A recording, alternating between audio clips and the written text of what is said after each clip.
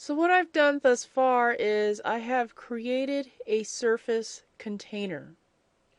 And I've also prepared my drawing before creating that surface container.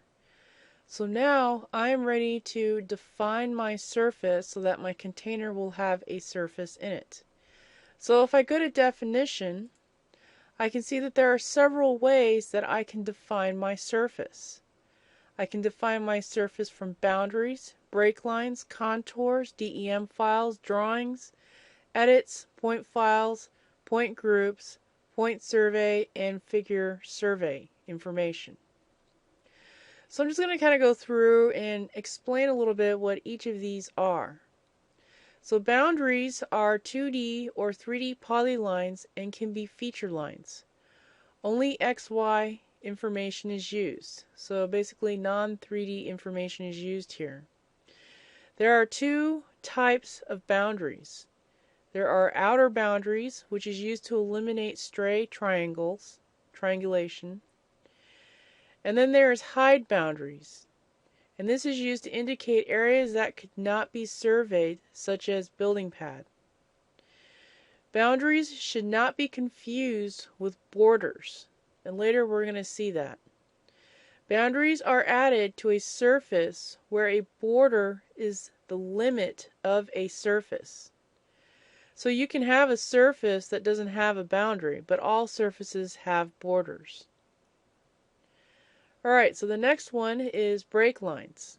Break lines are used to create hard-coded triangulation paths, even when those paths violate Delaunay algorithms for normal tin creation. Break lines can describe anything from the top of a ridge to the flow line of a curb section. Tins may not cross the path of a break line. Break lines can be 2D or 3D polylines or feature lines. The next one is contours. Contours can be inserted into a surface or built as a surface. These are typically 2D polylines with an elevation. Points will be created along the contour to be used in the triangulation process. Remember, points are the very basic building block according to Civil 3D. So no matter what you bring in, it's going to make points from that. DEM files. And this stands for Digital Elevation Model. That's what DEM stands for. So DEM files are the standard format files from government agencies and GIS systems. These files tend to be very large and useful for planning purposes. GIS files are free and can be used to define a surface. USGS may distribute elevation data in the form of a Spatial Data Transfer Standard, and that stands for SDTS file. So you may see that sometimes. A program called SDTS to DEM can convert the SDTS file to a DEM format, allowing Civil 3D to read the file as a DEM. So I just want to make sure that you know that in case you run into some of that type of those in case you run into those file types.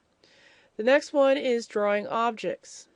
AutoCAD objects having an insertion point at an elevation can be used to populate a surface with points. It's important to remember that no relationship to the drawing object is maintained. Only the point data associated with the drawing object is added to the surface, not the actual drawing object. The next one is edits. This area keeps track of any edits made and functions as an edit history. Edits can be toggled on and off individually and are listed in the order they were added. The next one, called point files. This is useful when working with large data sets. A drawing will stay referenced to a point file. If the point file is moved or deleted, the reference in the drawing will be broken. And we'll run through an example of this later. The next one is point groups. Point groups or survey point groups can be used to build a surface from their respective members and maintain the link between the membership point group and membership of the surface. In other words, points edited in either the point group or the surface will update the other. And then this one here, which is point survey and figure survey, these two down here.